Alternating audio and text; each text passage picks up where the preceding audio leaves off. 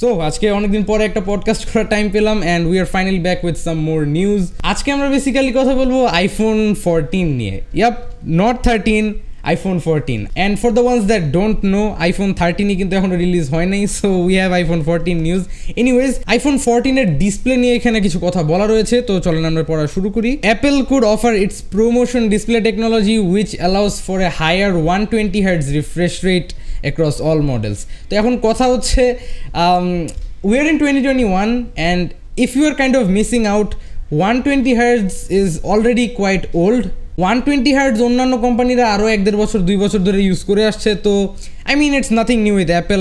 Apple এই কাজই করে, ইউজুয়ালি খুব লেট করে ফিচারগুলো নিয়ে। সো যারা আশা রাখছিলেন যে আইফোন 13 এর মধ্যে 120 Hz ডিসপ্লে ইউজ করবেন, ওয়েল সেটা স্বপ্নই রয়ে যাবে এবং আইফোন 14 এ গিয়ে আই হোপ দেখতে পারবেন। Cause after all it is a leak, এটা কিন্তু লাইক 100% কনফার্ম কিছু না, কিন্তু এটার সোর্সটা খুবই trusted, so this is quite confirmed in a way.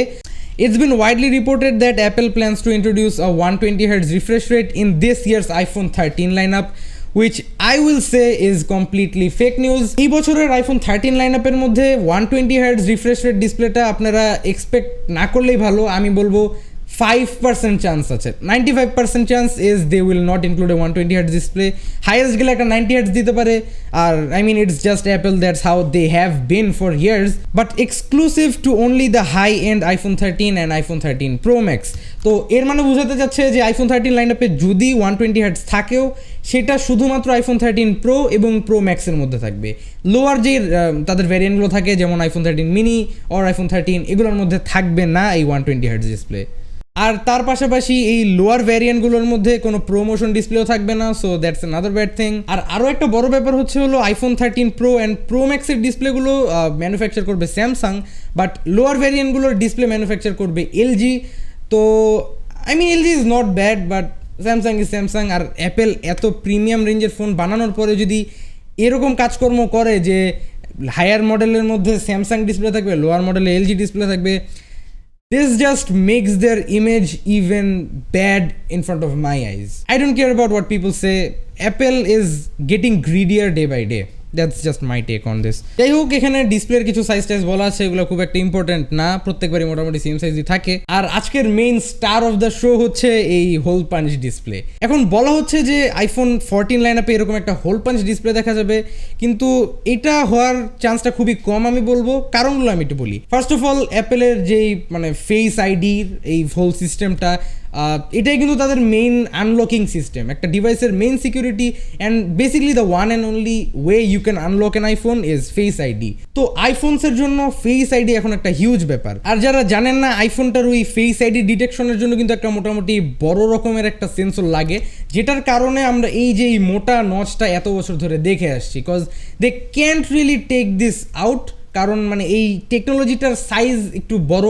So unless Apple finally figures out a way to make this smaller, I don't really see যে তারা কীভাবে ডাইরেক্ট এরকম একটা নচের থেকে ডাইরেক্ট একটা হোল পাঞ্চে চলে যাবে।